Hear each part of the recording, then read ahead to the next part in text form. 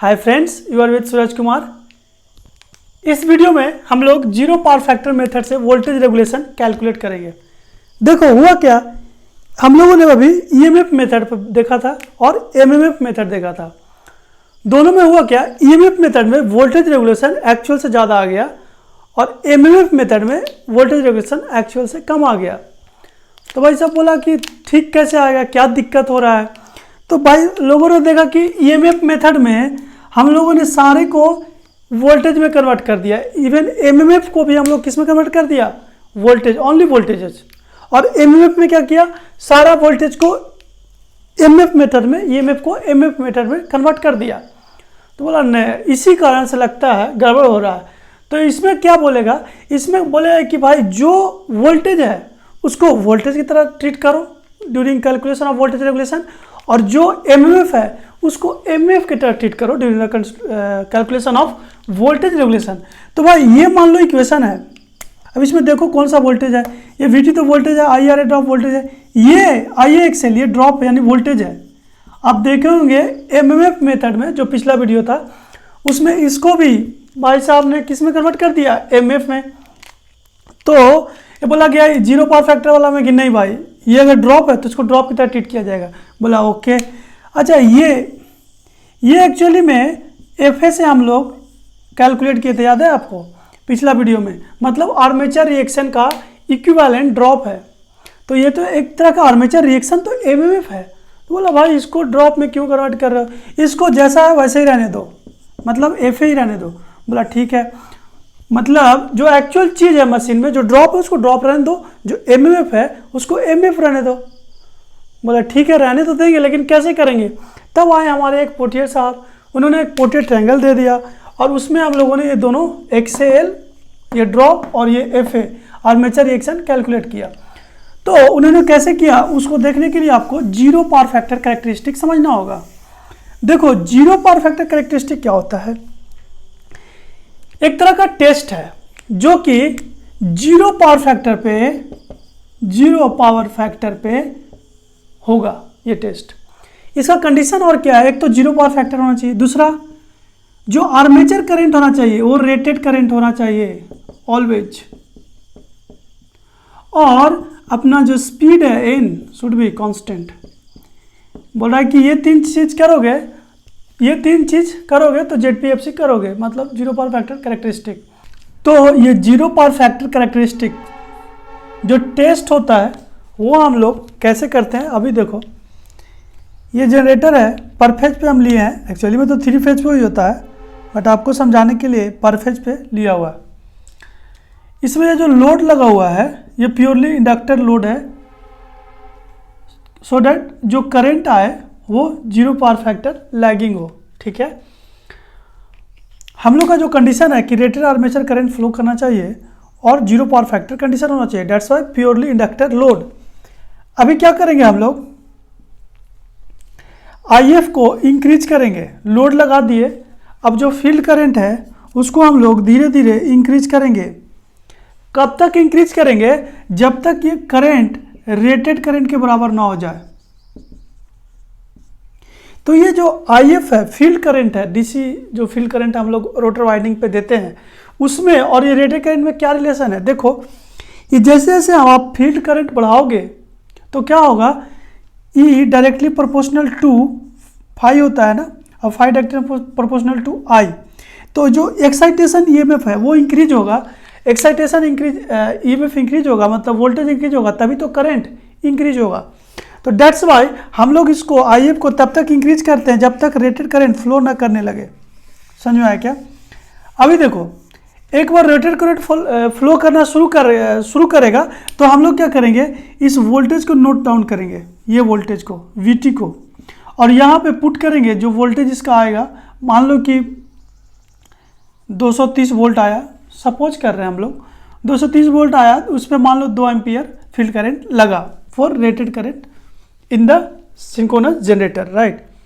अब क्या करेंगे, ये तो पहला स्टेप हो गया, स्टार्ट कर दिया हम लोग टेस्ट। दूसरा में क्या करेंगे, फिर आगे वाला रीडिंग कैसे लेंगे, इस लोड को वैरी करेंगे, स्टेप बाय स्टेप वैरी करेंगे। मतलब पहले तो ये ले लिया, रिकॉर्ड कर लिया वीटी एंड फील्ड करंट कितना है, देन हम लोग लोड फिर से चेंज करेंगे, बट चेंज करते समय इसका पावर फैक्टर इंडक्टर ही रहेगा, बट हाँ इसका इम्पीडेंस चेंज कर देंगे और पावर फैक्टर क्या होगा, जीरो पावर फैक्टर ही होगा। फिर से जब ये लोड चेंज करेंगे तो फिर से हम लोग IF को इंक्रीज करेंगे, क्योंकि लोड चेंज करोगे इम्पीडेंस चेंज हो जाएगा, तो VE/X ये अगर इंक्रीज कर दोगे तो आपको EMF बढ़ाना पड़ेगा, सो डैट कि आपका जो करंट है वो रेटेड ही फ्लो करे। तो फिर से आपको IF को इंक्रीज करना पड़ेगा, और IF फिर से मान लो 3 एम्पियर हो गया, और ये मान लो 240 हम लोग सपोज कर रहे हैं कि वोल्ट। तो इस तरह से हम लोग हर स्टेप में क्या करते हैं, लोड चेंज करते हैं, एक्साइटेशन EMF मतलब फील्ड करंट इंक्रीज करते हैं so that rated current flow करे, और फिर जब रेटेड करंट फ्लो करने लगता है तो हम लोग टर्मिनल वोल्टेज लेते हैं, टर्मिनल वोल्टेज को नोट डाउन करते हैं और फील्ड करंट को नोट डाउन करते हैं, और ऐसे करके बहुत सारा पॉइंट आ जाता है। तो ये जो पॉइंट आता है इसी को हम लोग क्या करते हैं, यहाँ पे प्लॉट कर देते हैं। अब ये प्लॉट करने के बाद कैसा आएगा, सो देखो, तो पहले ये सोचो कि ये जो VT वर्सेस IF है वो कहाँ शुरू होगा, ओरिजिन से शुरू होगा, कोई और पॉइंट से शुरू होगा। इसके लिए देखो कैसे समझोगे, क्या करो कि शॉर्ट सर्किट कर दो। देखो क्या होता है, इसको हम लोड हटा दिए और शॉर्ट सर्किट कर दिए, टर्मिनल वोल्टेज कितना हो जाएगा भाई, 0 हो जाएगा। फील्ड करंट कुछ भी रहे, अगर शॉर्ट सर्किट आप कर दिए हो तो terminal voltage of synchronous generator will be 0। अभी देखो शॉर्ट सर्किट कर दिए, अब यहाँ in case of short circuit हम लोग IF को धीरे धीरे इंक्रीज कर रहे हैं, कब तक, जब तक कि ये IA रेटेड ना आ जाए। तो शॉर्ट सर्किट कंडीशन में ये हम लोग फील्ड करंट को इंक्रीज कर करके और करंट कितना फ्लो कराने लगे, IA रेटेड, जैसे हम लोग शॉर्ट सर्किट टेस्ट में करते हैं। तो ये IA रेटेड फ्लो करने लगा, ठीक है। अब रुक जाओ, IA रेटेड फ्लो करने लगा और टर्मिनल वोल्टेज कितना है, 0, तो टर्मिनल वोल्टेज आपका 0 हो गया, और IA रेटेड फ्लो कराने के लिए जो IF को आप इंक्रीज किए थे, मान लो कुछ भी 1 एम्पियर सपोज, तो यहाँ 1 एम्पियर लिख दिया, बट इसमें तो लोड नहीं है, तो क्या है, जीरो पावर फैक्टर कैरेक्टरिस्टिक है, जीरो पावर फैक्टर टेस्ट है, तो है, क्यों है, क्योंकि जीरो पावर फैक्टर कैरेक्टरिस्टिक में 3 पॉइंट ध्यान में रखना होता है। एक कि करंट रेटेड करंट हो, वो तो हम लोग रेटेड करंट पहुंचा दिए, और पावर फैक्टर 0 हो लैगिंग। तो इसमें देखो पावर फैक्टर 0 लैगिंग है कि नहीं है, तो हम लोग पहले भी देख चुके हैं शॉर्ट सर्किट कंडीशन में अगर आप RA को नेग्लेक्ट कर दोगे, सिंस RA बहुत छोटा है तो नेग्लेक्ट करने में मोह माया दया मत दिखाना, तो RA को आप नेग्लेक्ट कर देना। जब RA नेग्लेक्ट कर दोगे तो ये जो बाकी सब बचा वो क्या वो कैसा बिहेव करेगा, जस्ट लाइक इंडक्टर। तो अगर ये इंडक्टर जैसा बिहेव करेगा, मतलब ये सिर्फ रिएक्टेंस बच गया, तो इसमें जो करंट फ्लो करेगा वो कैसा होगा, जीरो पावर फैक्टर लैगिंग। समझ में आया क्या, क्योंकि ये इंडक्टर जैसा बन गया, राइट। तो अगर तो इस केस में क्या हुआ, शॉर्ट सर्किट केस में करंट भी रेटेड हो गया और आपका पावर फैक्टर भी जीरो पावर फैक्टर हो गया। इट मीन्स ये जो केस है, ये जो टाइम है, वो जीरो पावर फैक्टर कैरेक्टरिस्टिक को सेम है, जो हम लोग का कंडीशन है जीरो पावर फैक्टर कैरेक्टरिस्टिक का, वही चीज शॉर्ट सर्किट का इस कंडीशन में हम लोग फुलफिल कर पा रहे हैं। कब, जब शॉर्ट सर्किट कंडीशन में जब IA रेटेड फ्लो कर रहा है। इट मीन्स ये शॉर्ट सर्किट वाला पॉइंट जब IA रेटेड, जब आर्मेचर करंट रेटेड फ्लो कर रहा है, तब जो फील्ड करंट होगा और ये टर्मिनल वोल्टेज होगा वो किससे मैच कर जाएगा, जीरो पावर फैक्टर कैरेक्टरिस्टिक। इसका मतलब in zero power factor characteristic origin से शुरू नहीं होगा, क्योंकि ओरिजिन पे क्या है, फील्ड करंट 0 है और वोल्टेज भी 0 है। ये कुछ अलग पॉइंट से शुरू होगा, वो कौन सा होगा, टर्मिनल वोल्टेज तो 0 होगा, तो टर्मिनल वोल्टेज 0 मतलब एक्स एक्सिस, और ये जो फील्ड करंट लगा so that rated current flow करे, उसके लिए मान लो यहाँ पे शुरू करेगा, तो ये पॉइंट थोड़ा सा शिफ्ट कर जाएगा हॉरिजेंटली। समझ में आया क्या, तो यहां से शिफ्ट करेगा, और अब जब सारे पॉइंट को ड्रॉ करोगे तो ये बिल्कुल ऐसा आएगा। ये है आपका zero power factor characteristic. Zero power factor characteristic तो आ गया। अभी देखो इसे वोल्टेज रेगुलेशन कैसे कैलकुलेट करते हैं, ठीक है। ये जीरो पावर फैक्टर आ गया, तो हम लोग इसमें देखिए VT वर्सेस IF। तो IF तो एक ऐसा भी टाइम आएगा कुछ IF पे रेटेड टर्मिनल वोल्टेज आ जाएगा। तो मान लो कि रेटेड टर्मिनल वोल्टेज अपना यहाँ पे आया, ये हो गया आपका VT रेटेड। ठीक है, अभी देखो तो इसके करस्पॉन्डिंग जो फील्ड करंट है, इसके करस्पॉन्डिंग जो फील्ड करंट है वो क्या है, ये R पॉइंट मान लिए इसको। तो इस फील्ड करंट के करस्पॉन्डिंग कुछ ओपन सर्किट EMF होगा जो OCC से मिलेगा। ये OCC वाला है, ये ZPFC, तो ये आपका EF हो जाएगा, open circuit terminal voltage excitation voltage. समझ में आया क्या? ध्यान से देखना। अभी देखो ओपन सर्किट कैरेक्टरिस्टिक और ये ZPFC। तो ZPFC में क्या होता है, करंट फ्लो करता है ना। तो ओपन सर्किट कैरेक्टरिस्टिक में तो करंट फ्लो नहीं करता है। तो ओपन सर्किट कैरेक्टरिस्टिक में आर्मेचर रिएक्शन तो नहीं होता है, ठीक है। But in ZPFC armature reaction होगा, और वो जो आर्मेचर रिएक्शन होगा वो कैसा होगा वो देखो। आर्मेचर रिएक्शन का वीडियो देखोगे तो आराम से समझ जाओगे। देखो आर्मेचर रिएक्शन ये अपना क्या था, फील्ड EMF, तो इसके 90 डिग्री से लैग कौन करेगा, EMF। In case of zero power factor characteristic current कितना लैग करता है, 90 डिग्री, नाम ही ऐसा है। तो वोल्टेज ये है तो करंट कितना होगा, इधर आएगा, 90 डिग्री लैग करेगा वोल्टेज से। अब जिधर करंट होता है उसी के फेज में कौन सा होता है, FA, मतलब आर्मेचर रिएक्शन। तो FA आपका इधर आ जाएगा। तो ये देखो आपका फील्ड EMF इधर है और आर्मेचर EMF इधर है, मीन्स ये प्योरली डीमैग्नेटाइजिंग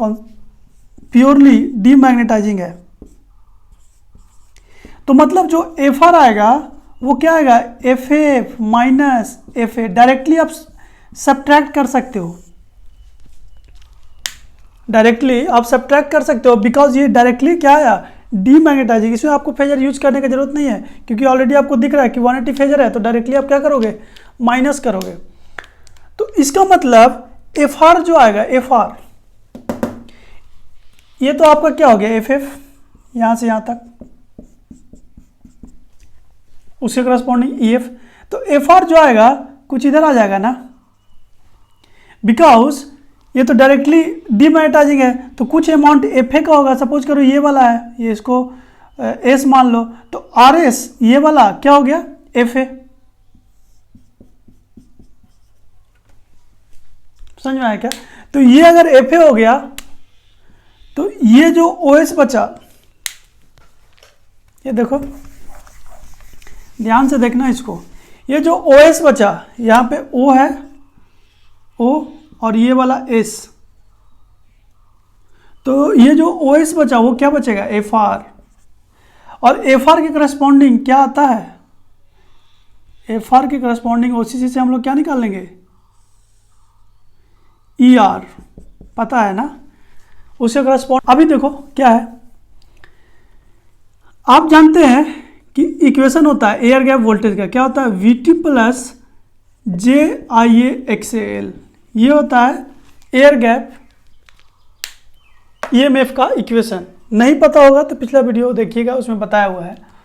तो देखो इसको समझो, हम लोग इसमें RA को नेग्लेक्ट करके चल रहे हैं, ठीक है। VT का ये ले लो, फेजर बनाओ, ये VT का आपका क्या आ गया, reference. IA zero power factor है तो लैग करेगा 90 डिग्री से, तो ये आपका IA आ गया। अच्छा, ये VT का रेफरेंस है, VT में क्या जोड़ना है, IA/JXL। IA का रेफरेंस ये, JXL मतलब इसके एंटी क्लॉकवाइज में 90 डिग्री, तो इसका एंटी क्लॉकवाइज किधर होगा, ये इधर है, तो इसका एंटी क्लॉकवाइज 90 इधर होगा। इधर होगा मतलब पूरा पैरेलल होगा, किसका, VT का। तो VT का पैरेलल होगा, तो आप VT में यहाँ जाके ऐड कर दो, ये हो गया IA/XL। और ये VT और इसमें ये ऐड कर दिया फेजर, तो क्या आ गया, ER।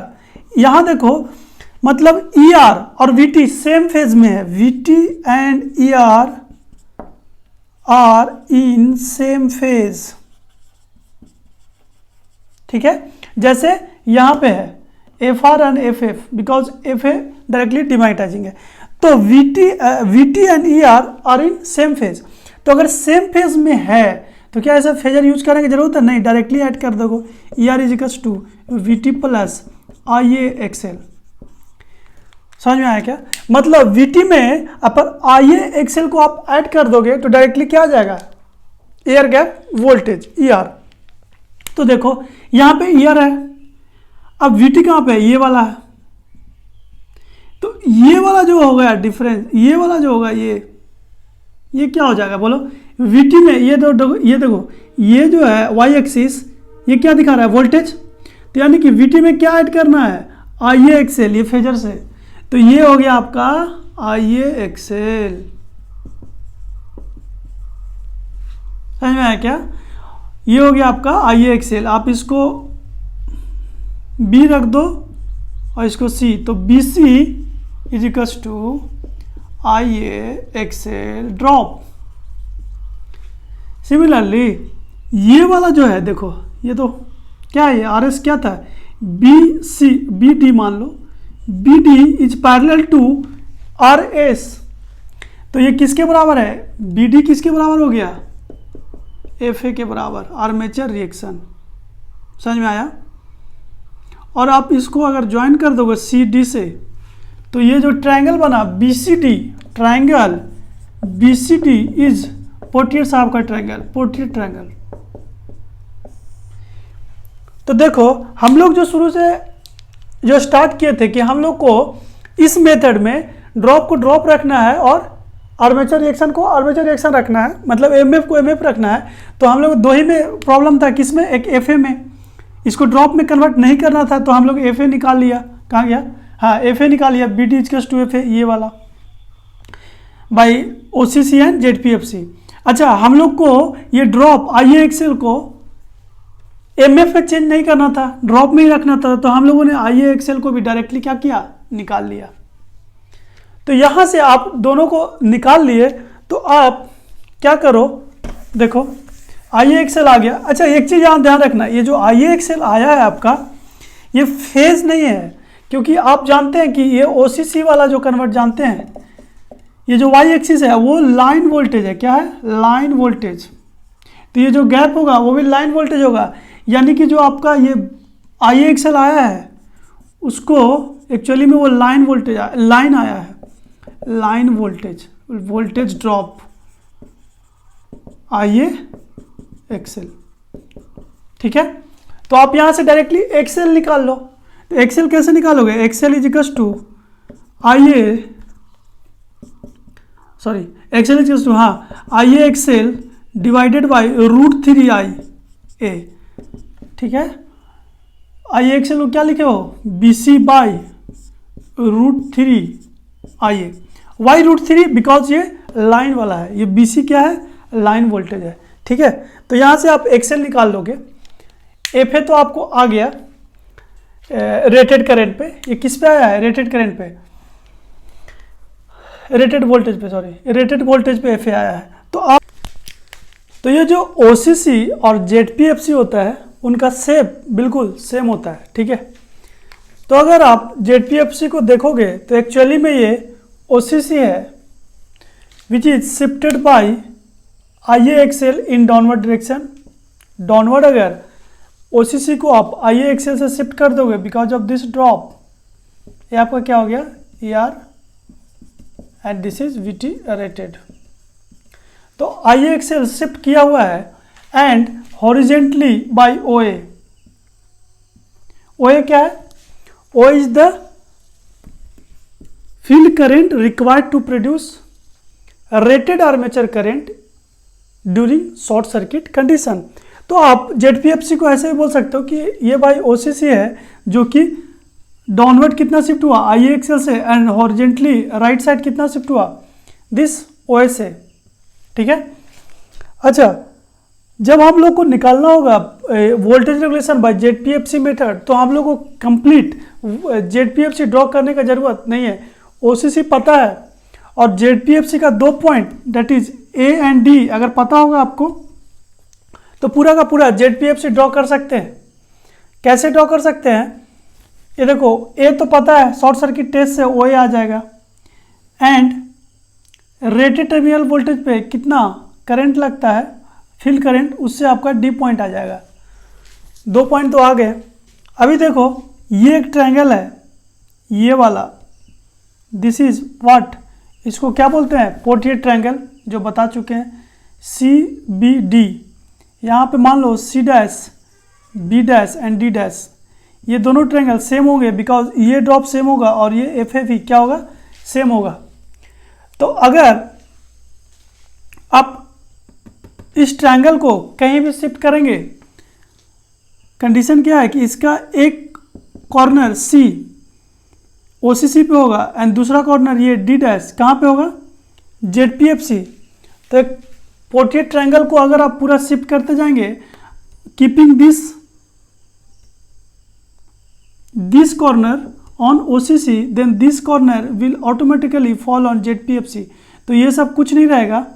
और यहाँ पे इस ट्रायंगल के मध्य, जैसे ये देख लो, मान लो यहाँ पे इस ट्रायंगल को हम लोग शिफ्ट कर रहे हैं, एक ट्रायंगल बना रहे हैं जिसका आई एक्सेल ड्रॉप होगा और एफ ए, ये बी डी बराबर एफ ए आर्मेचर रिएक्शन होगा। तो ये देखो ये जो पॉइंट आएगा ये जेड पी एफ सी पे होगा। सिमिलरली आप यहाँ पे ऐसे ही ट्रायंगल बना सकते हो, तो एक और यहाँ पे पॉइंट होगा। सिमिलरली आप इस वेरियस पॉइंट के लिए एक ट्रायंगल बना सकते हो और ये पॉइंट ऐसा आते जाएगा और इन सारे को जोड़ोगे आप तो क्या बन जाएगा, जेड पी एफ सी।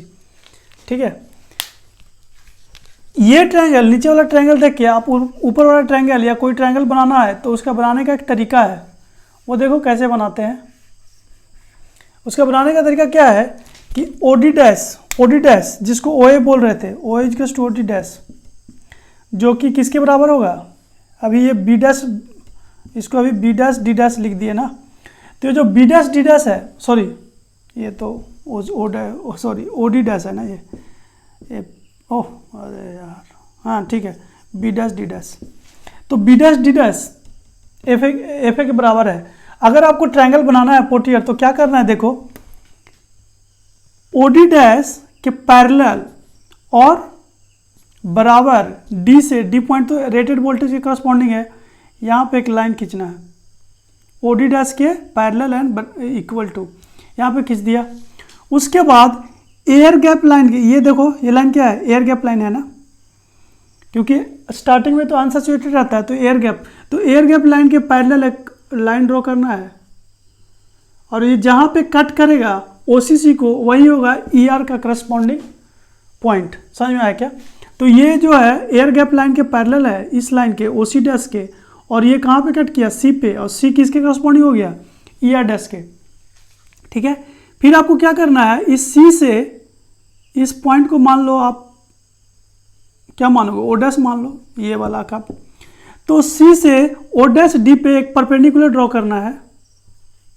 तो ये जो परपेंडिकुलर होगा यही क्या होगा, आई ए एक्सेल, और फिर आपको सी डी को मिला देना है, सी डी को मिला देना है, इसको मान लो बी। तो ये C B D is again we get the Potier triangle. समझ में आया क्या? तो ये जो सी बी है वो क्या होगा, आई एक्सेल, और ये जो बी डी है वो क्या हो गया आपका एफ ए। सिमिलरली आप बहुत सारा ट्रायंगल बना सकते हैं। तो कहने का मतलब आपको पास 2 पॉइंट पता होगा तो आप सारे को सारे ट्रायंगल जो है बना के आप Z P F C complete कर सकते हैं। चलो ये तो था जेड पी एफ सी। अब हम लोग को जो फाइनल जो चीज़ निकालना था वो क्या है, वोल्टेज रेगुलेशन। लेकिन एक चीज़ और मैं बता देता हूँ, देखो अब यहाँ पे तो शॉर्ट सर्किट टेस्ट है, यहाँ पे ये जो आया है ये शॉर्ट सर्किट करस्पॉन्डिंग आया है, और यहाँ पे फुल लोड रेटेड वोल्टेज पे आया है। तो इस दौरान हम लोगों ने आई ए को तो कांस्टेंट माना है, बिकॉज रेटेड करंट फ्लो करना था, तो आई ए ही हमेशा क्या हुआ, कांस्टेंट है। यानी कि F A is equal to I A directly proportional to I A and equal to C I A, C is the constant. तो अगर आई ए कांस्टेंट है तो आर्मेचर रिएक्शन भी कांस्टेंट है, दैट्स व्हाई ये वाला भी कांस्टेंट है during the Z P F C. But क्या ये आई ए एक्सेल भी कांस्टेंट होगा? आई ए तो कांस्टेंट है मान लिया, बट एक्सेल क्या कांस्टेंट होगा during this short circuit to this rated current, क्या कांस्टेंट होगा? कांस्टेंट नहीं होगा, but we assume that is constant during the test. कैसे कांस्टेंट क्यों नहीं होगा? क्योंकि लीकेज जो है, लीकेज फ्लक्स प्रोपोर्शनल होता है एमएफ का, फील्ड एमएफ का। ठीक है, तो इस देखो इस पॉइंट पे फील्ड एमएफ इतना सारा है और इस पॉइंट पे इतना है, यानी कि O R is greater than O D dash. तो ऑब्वियस है ओ आर के टर्म में इस पॉइंट पे जो फील्ड लीकेज फ्लक्स होगा वो ज़्यादा होगा, तो एक्सेल भी ज़्यादा होगा। But for the time being we have considered XL as constant. समझ में आया? तो ये एक चीज़ था। अभी देखो वोल्टेज रेगुलेशन निकालने के लिए हमारे पास सारा चीज़ आ गया, एम एफ एंड वो क्या बोलते हैं उसको, ड्रॉप। तो वोल्टेज रेगुलेशन ई आर, हम लोग इसमें एयर गैप वोल्टेज निकालते हैं। E R equals to V T plus I A R A plus J I A X L. ठीक है, तो ये तो हमको वी टी पता होता है क्वेश्चन में जिस वोल्टेज रेगुलेशन होता है, आई ए पता होता है, और क्या पता होता है? Power factor. तो यहाँ से हम लोग क्या निकाल लेंगे? We T plus I A R A. J I XL कहाँ से उठाएंगे? ये बी सी वाला, बट ये तो 3 फेज है, तो पहले हम लोग क्या करेंगे? एक्सएल निकालते हैं। कैसे निकालते हैं बता दिए, बी सी बाई √3 से। ठीक है, तो यहाँ से एक्सएल आ जाएगा। अब एक्सएल आ जाएगा तो कोई भी करंट जो जिस करंट पे हमको वोल्टेज रेगुलेशन निकालना है उस करंट से और एक्सएल में मल्टीप्लाई कर देंगे, ये वाला एक्सएल में, तो अपना आई ए एक्सएल आ जाएगा। तो यहाँ से हम लोग ये वाला एयर गैप वोल्टेज निकालेंगे, ई आर आ जाएगा। ई आर आ जाएगा तो ओ सी सी से क्या निकाल लोगे? F R O S. O C C से क्या निकालोगे? F R, resultant M M F. अभी हम लोग को क्या निकालना होता है? F F, field M F. तो एफ एफ क्या होता है? F F phasor is equals to F R minus F A. F R पता है, यहाँ से निकाल लिए ओ सी सी से। एफ ए पता है क्या? ऑब्वियस है पता है, Z P F C methods में चल रहा है। B D equals to F A, तो एफ ए भी पता हो गया, एफ आर भी पता हो गया। तो अभी क्या करना? फेजर से ऐड कर देना, जैसे एम एफ मेथड में किए थे। देखो कैसे करेंगे, पहले क्या करो, ये देखो ये इसको मिटा देता हूँ मैं। पहले आप जैसे फेजर डायग्राम बनाए थे वैसे करो। देखो फेजर डायग्राम नहीं जानते हो, थोड़ा दिक्कत हो रहा है, तो फेजर डायग्राम का वीडियो मैंने किया है, वहाँ से देख लेना। और मैंने एक क्वेश्चन आईएएस प्रीवियस ईयर से लगाया है वोल्टेज रेगुलेशन का, उसका देख लेना। तो देखो इसमें देखो फेजर डायग्राम कैसे बनाएंगे। ये वीडियो हो गया आपका रेफरेंस। आइए मान लो लैगिंग दिया हुआ आपको, तो आइए आर ए किधर होगा? इधर। फिर जे एक्सएल कहाँ से लाओगे? आई ए एक्सएल आप ले आओगे Z P F C method से। ये आपका क्या आ गया? E R. ठीक है, ये आई ए आर ए हो गया, आई ए जे एक्सएल। तो ये हो गया आपका ई आर। ई आर के 90 डिग्री लीड में कौन होगा? F R. तो आपका ये हो गया एफ आर, सब मिटाना पड़ेगा। हाँ, ये हो गया एफ आर। अच्छा, आप पहले भी बता चुके हैं, जो एफ आर में क्या जोड़ना है? एफ ए का फेज। तो एफ आर और आर्मेचर जो एम एफ होता है वो इन फेज विथ आई ए होता है, तो आई ए के पैरेलल में डालो। ये हो गया आपका एफ ए। अब इसको जो फेजर जोड़ेगा वो क्या हो जाएगा? F F. ये हो गया आपका एफ एफ। समझ में आया क्या? अभी तो आप डायरेक्टली इसको ऐड कर दोगे, जैसे एम एफ मेथड में बताए थे। ये एंगल निकालना होगा बस इसको। तो आपको इसका एंगल निकालने के लिए क्या करना होगा? आपका ई आर और इसके बीच में एंगल निकालना होगा। मान लो ये एंगल बीटा है, ठीक है। मान लो ये एंगल ई आर और आई ए के बीच में एंगल कितना है? बीटा। और ई आर और एफ आर के बीच में एंगल कितना होगा? 90। तो F R and I A के बीच में एंगल कितना होगा? 90 प्लस बीटा।